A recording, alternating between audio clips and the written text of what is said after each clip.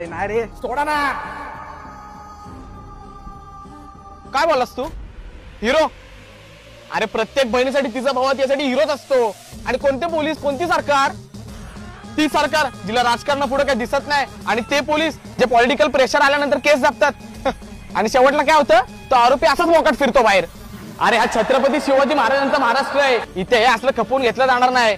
अरे आज माझी बहीण होती रे, उद्या तुझी बहीण असते, तू काय केलं असतं? हे असलं कॅन्डल जाळून काय होणार नाही. तुम्हाला जाळायचंच आहे ना, तर त्या आरोपीला भर चौकात जाळा.